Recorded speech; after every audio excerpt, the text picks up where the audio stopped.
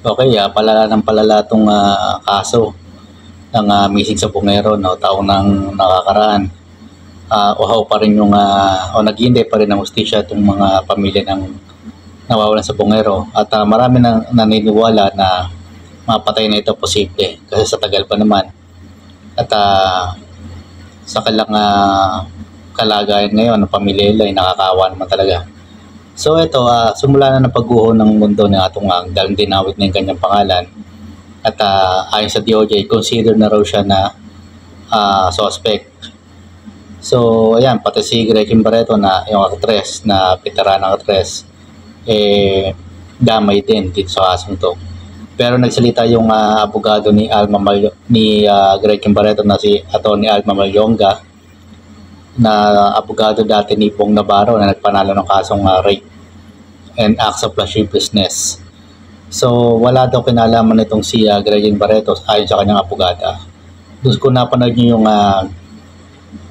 programa Jessica Soto na doon na tinalakay yun, no, nabanggit. So ito, si Atong ang talagang noong pa nadadawit yung pangalan niya sa mga malalaki pasugalan. Saka tinawag siya ni Chavez Singson na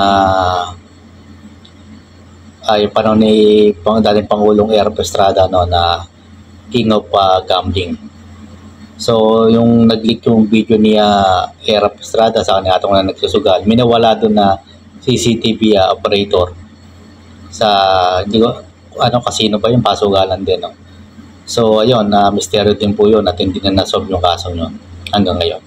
Ngayon itong missing sa Bungero, taon na rin ang hinihintay, akala natin wala na mangyayari. Pero may biglang small pot na witness na si alias Totoy. So dito talagang napatunayan kung makakalusot itong si Atong Ang, kung talagang wala siyang kasalanan doon sa kasong to.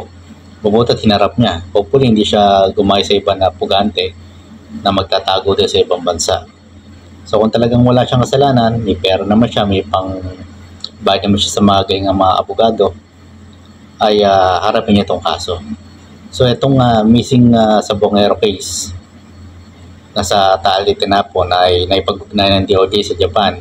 Hindi ko alam kung government mismo ng Japan yun o private company sa Japan ang tutulong sa kanila para doon sa lake bed, doon sa paghahanap sa Taal Lake, sa lake bed na mga bangkay ng missing sa Bungero. Ayon kay DOJ Secretary, may nakuha pa rin siyang informasyon na marami pang site na tapunan ng tinapon niyo ibang bangkay na ibang missing sa Bungero. So ito na nga ba magpapaguho sa mundo ni Atong Ang, at ito rin ba magbibigay ng hustisya sa mga pamilya ng missing sa Bungero? Sabangan po natin itong malaking kaso rin po ito, kahindik-hindik din po. So hanggang dito lang po muna yung vlog, itong commentary. Maraming salamat po ulit.